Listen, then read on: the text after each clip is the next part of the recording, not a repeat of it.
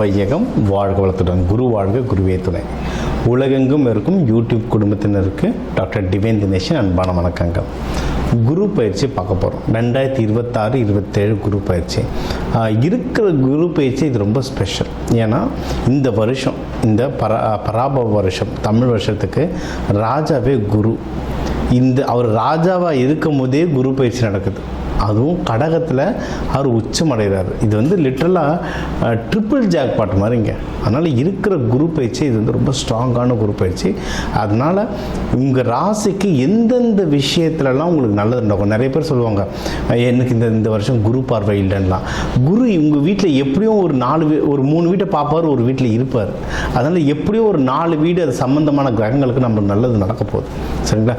நீங்கள் எதிர்பார்க்குற வீட்டில் பார்க்குமா பார்க்காதான்றது இப்போ சொல்லலாம். ஆனால் ஏதோ ஒரு விதத்தை அதை கண்டிப்பாக குரு பகவான் பார்ப்பார். அதனால் நிறைய நல்லது நடக்கும்.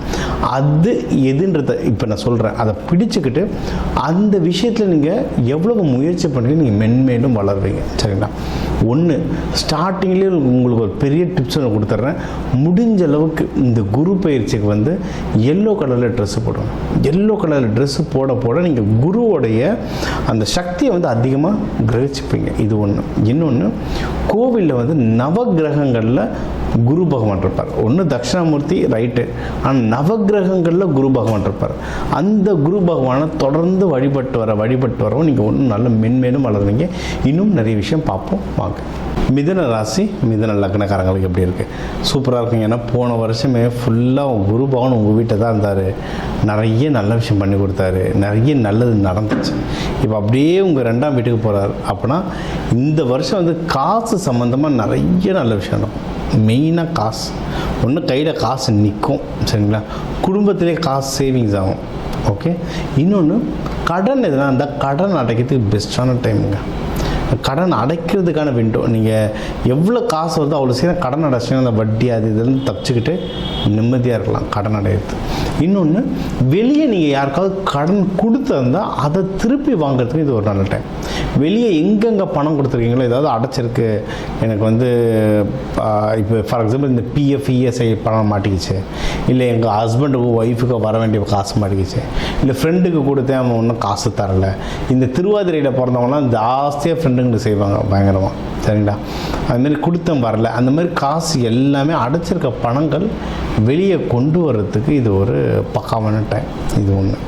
அடுத்து இப்போ நம்ம என்ன சொன்னோம், கையில் காசு வரும், வெளியே அடைஞ்சிருக்க பணம் வரும். உங்களுக்கு ஒய்ஃப் இல்லை ஹஸ்பண்ட் மூலிமா பணம் வரும். பணம்லாம் என்ன பண்ணுவோம், நேராக நம்ம பிஸ்னஸில் போடுவோம், தொழிலில் போடுவோம். தொழிலில் போட்டிங்கன்னா தொழிலும் ரொம்ப நல்லா வளரும். ஏன்னா உங்கள் 10ஆம் இப்போ ஒரு லாஸ்ட் 1.5 இயர்ஸாக மிதுனத்துக்கு பார்த்திங்கன்னா தொழில் லைட்டாக மந்தமாக இருக்கும். ஏன்னா உங்களோட 10ஆம் வீட்டில் சனி பகவான் இருக்கார். சரிங்களா? தொழில் மந்தமாக இருக்கும்.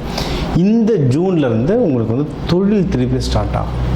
இப்போ மிதுனத்தில் யார் யார் இருப்பா? பொதுவாக நிறைய வக்கீல்கள் இருப்பாங்க, நிறைய கன்சல்டன்ட்ஸ் இருப்பாங்க, நிறைய பேர் இந்த மியூசிக் இண்டஸ்ட்ரியில் இருக்கவங்க இருப்பாங்க, எக்கச்சக்க பேர் இந்த புரோக்கர் ப்ரொஃபஷனில் இருப்பாங்க. இந்த ஸ்டாக் புரோக்கிங் அப்படி இல்லைன்னா இந்த லேண்ட் புரோக்கிங்கில் இருப்பாங்க.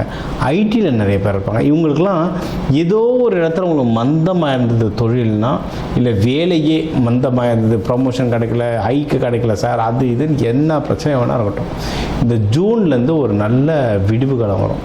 ப்ரொமோஷனில் இப்போ முடிஞ்சிச்சு சார்னு நிறைய கம்பெனியில் செப்டம்பர் மாதம் நடக்கும் ப்ரொமோஷன். அதெல்லாம் உங்களுக்கு கிளிக் ஆகிறதுக்கு எக்கச்சக்க வாய்ப்பு இருக்குது. சரிங்களா? ஸோ இந்த வருஷம் உங்களுக்கு பணத்திற்கான வருஷம். ஏன்னா ஒரு தனஸ்தானத்தில் வராது, பணத்திற்கான வருஷம். நிறைய விஷயம் உங்களுக்கு நல்லது நடக்க வாய்ப்பு இருக்குது. அதுவும் இந்த வருஷம் கடைசி இல்லை அடுத்த வருஷம் ஸ்டார்டிங்லலாம் உங்கள் முயற்சி ஸ்தானத்தில் வருவார். அதிலும் நீங்கள் இந்த பிஸ்னஸ் சம்மந்தமாகவோ, வேலை சம்மந்தமாகவோ, பணம் சம்மந்தமாகவோ எந்த முயற்சி எடுத்தாலும் அந்த முயற்சியில் வின் பண்ணுறதுக்கும் அதிகமான வாய்ப்புகள் இருக்குது. சரிங்களா? அதனால் இது ஒரு ஓவரால் காம்பினேஷனாக சூப்பராக இருக்க டைம். நம்ம போன வருஷம் மிதுன ராசி லக்னக்காரங்களுக்கு நிறைய பேர் கல்யாணம் நடக்கும்னு சொல்லியிருக்கோம். கல்யாணம், குழந்தை பாக்கியம் சொல்லியிருந்தோம். இது எல்லாமே நிறைய பேருக்கு நடந்திருக்குங்க. நம்மளுக்கு நிறைய பேர் கல்யாண நோட்டீஸ்லாம் அனுப்பிச்சிருக்காங்க. வாட்ஸ்அப்பில் நம்மளுக்கு வந்து அது சார் ஊர் பூரா கிளைண்ட்டாக இருக்காங்க, எந்தெந்த கல்யாணத்துக்குன்னு போகிறது. அதனால் நிறைய பேர் அனுப்பிச்சிருந்தாங்க, எல்லாருக்கும் நம்ம வாழ்த்து சொல்லியிருந்தோம். நிறைய பேருக்கு குழந்தை பாக்கியம், எனக்கு தெரிஞ்சு ஒரு 2-3 பேராவது நம்மளுக்கு குழந்தை பாக்கியம் நம்ம கிளைண்ட்ஸில் வந்திருந்தாங்க. ஸோ அதுவும் நல்லபடியாக முடிஞ்சது. ஸோ இதே தான் அந்த ஸ்டார்ட்டில் கல்யாணம், குழந்தை பாக்கியம் எல்லாம் கரெக்டாக நடத்திக்கிட்டவங்க இந்த தடவை பார்த்திங்கன்னா பணம் விஷயத்தில் குடும்பத்துக்கான பணம், குடும்பத்துக்கான தேவைகள், இன்வெஸ்ட்மெண்ட், இது எல்லாமே நல்லா வளர வாய்ப்பு இருக்குது.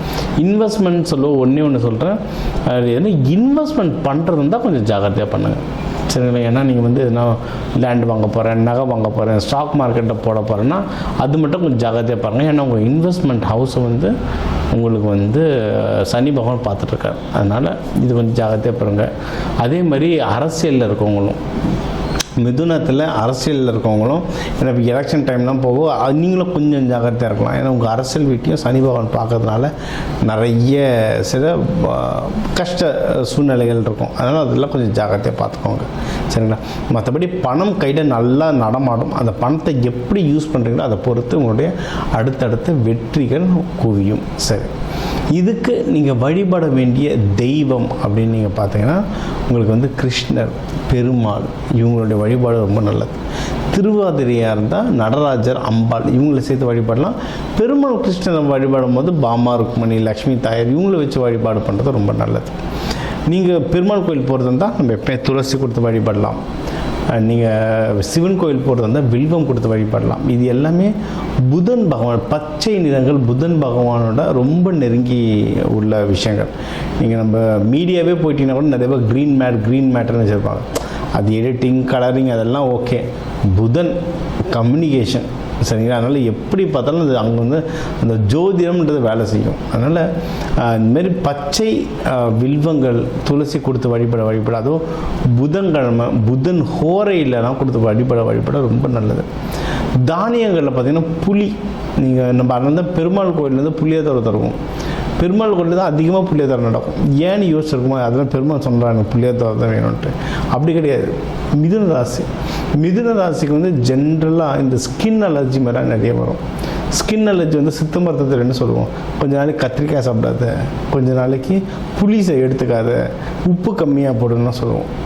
இதே தான் நம்ம ஜோதிடத்தில் பரிகாரமாக சொல்கிறோம். நிறைய பேருக்கு இதில் ஸ்கின் அலர்ஜி வரும், ஷோல்டரில் பெயின் வரும். இவங்கெல்லாம் புளியோதரை சாதத்தை நீங்கள் வந்து பெருமாள் கோவிலில் கொடுக்க உங்களுக்கு நோய் நொடிகள் கம்மியாகும், கடன் தொல்லைகள் கம்மியாகும், வாழ்க்கையில் உயர்வீங்க. இதெல்லாம் வந்து நம்ம ஆதி காலத்துலேருந்து இது ஒரு பழக்கமாக வச்சுருக்கோம். நடுவில் அர்த்தம் தெரியாமல் விட்டுட்டோம். திருப்பி எடுங்க, இந்த விஷயங்கள்லாம் பண்ணுங்கள். தூபம் போடுங்க, கடவுள்களுக்கு வீட்லேயும் தூபம் போடலாம், கோவிலில் தூபம் போடுறதுக்கு வாங்கி தரலாம். இது வாங்கி தருவேன். நீங்கள் வந்து மென்மேலும் வாழ்க்கையில் சிறப்பாக வாழ்வீங்க.